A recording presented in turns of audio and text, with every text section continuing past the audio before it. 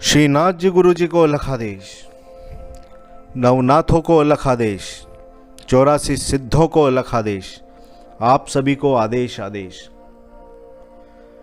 मेरे धर्म प्रेमी बंधुओं, आज हम आपको तारा भगवती के अजमेर नगरी में प्रादुर्भाव और वहाँ के इतिहास के बारे में बता रहे हैं।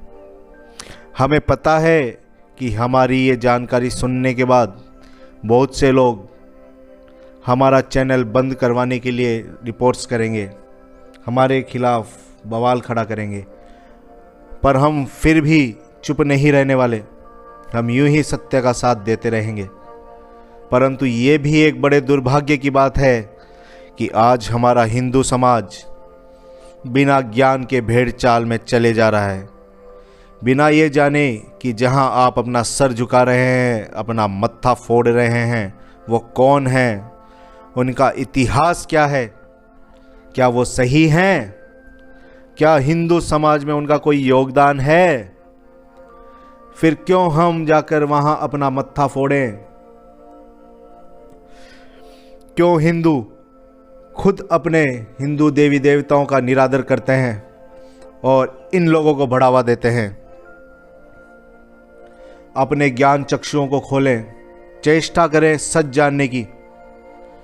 तो आज हम बताते हैं आपको कि कौन है अजमेर नगरी की अधिष्ठात्री देवी, किसकी होनी चाहिए वहां पर पूजा।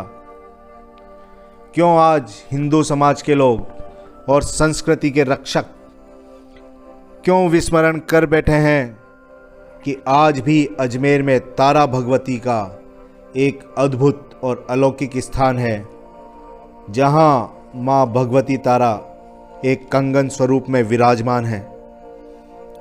और यहाँ माँ भगवती तारा के प्रादुर्भाव का श्रेय जाता है जोगी जयपाल नाथ जी को, जो एक बहुत बड़े सर्वसिद्ध अघोरी थे।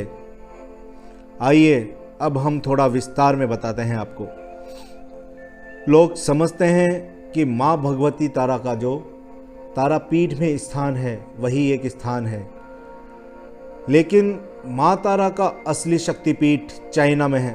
जी हाँ, चाइना में है, जहाँ माँ की पूजा चीनाचार पद्धति से होती है, यानी कि चीनी सभ्यता अनुसार उनकी पूजा होती है। माँ भगवती तारा की महर्षि वशिष्ठ ने कई वर्षों तक तपस्या की, परंतु उन्हें माँ का प्रत्यक्षीकरण नहीं हो पाया।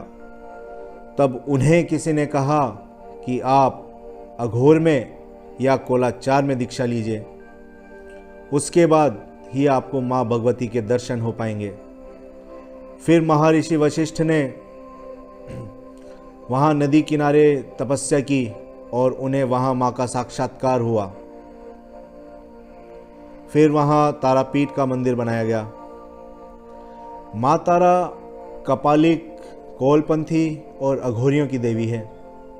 अब हम आपको बताएंगे कि अजमेर में माँ तारा भगवती का प्रादुर्भाव कैसे हुआ।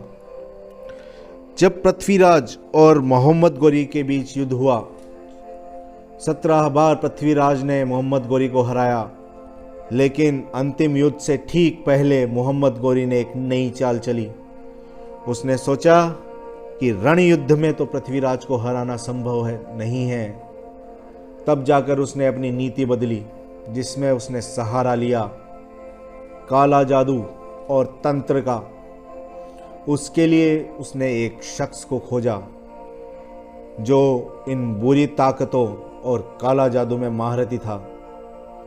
अफगानिस्तान से आए उस शख्स का नाम था ख्वाजा मोइनुद्दीन चिश्ती, जो एक किन्नर थे और साथ ही साथ हिंदुओं के धर्म परिवर्तन और अपने सैनिकों के बल पर हिंदू स्त्रियों के बलात्कार के लिए कुख्यात थे। पृथ्वीराज चौहान को अपने गुप्तचरों से सूचना मिली कि मोहम्मद गोरी इस बार रण युद्ध के अलावा तंत्र युद्ध की भी तैयारी कर रहा है।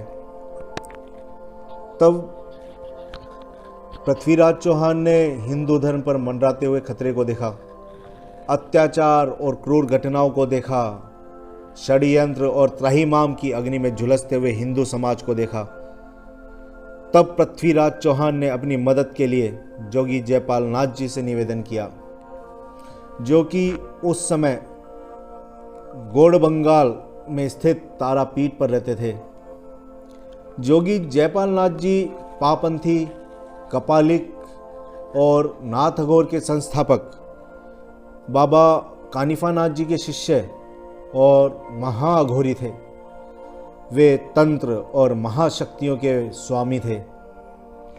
तंत्र युद्ध से पहले जोगी जयपाल नाथ जी ने माँ तारा भगवती को चाइना से लाकर अजमेर में कंगन स्वरूप में स्थापित किया और माँ भगवती से निवेदन किया कि हे माँ, मैं आपके आशीर्वाद से मोइनुद्दीन चिश्ती से तंत्र युद्ध करने जा रहा हूँ और आप कृपा करें और मुझे लोक कल्याणार्थ विजय प्रदान करें।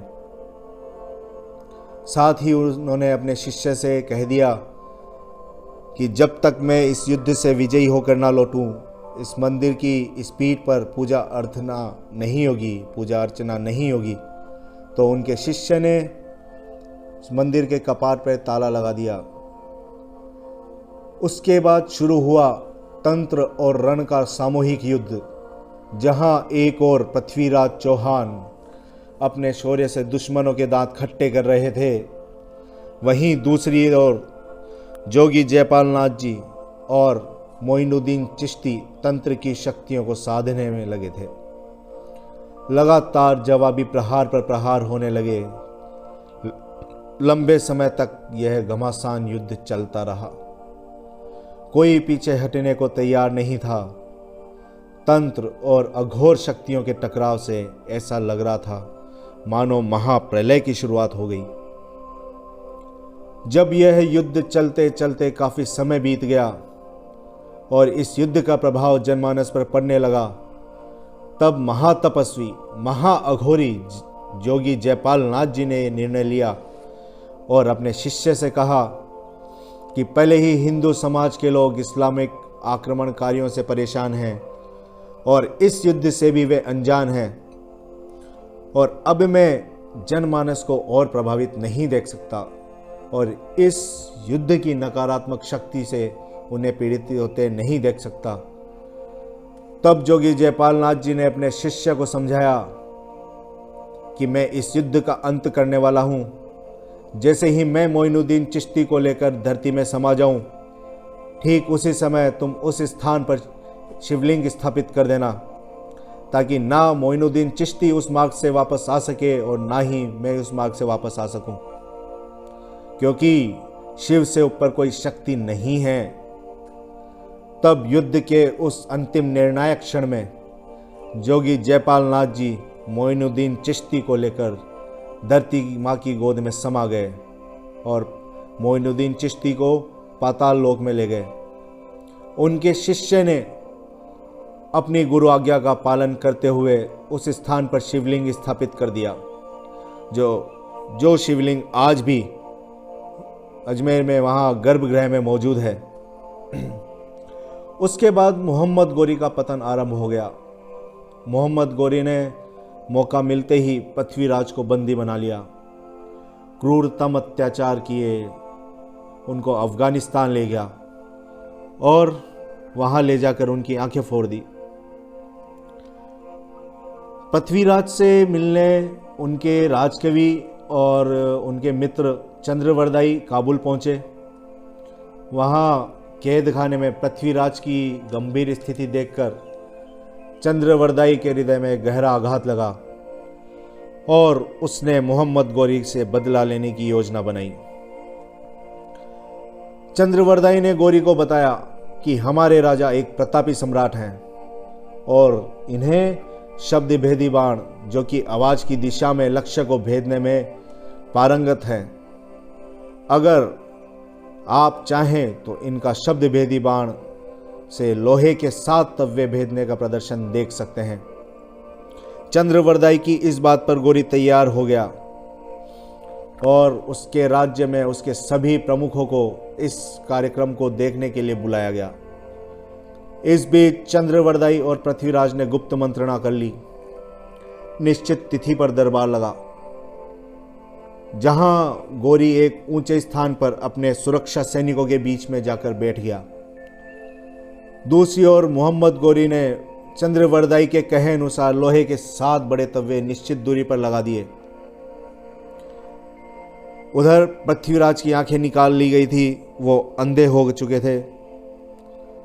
उनको कैद और बेड़ियों से आज़ाद करके उनके निश्चित स्थान पर लाया गया और उन्हें धनुष बाण दे दिए गए।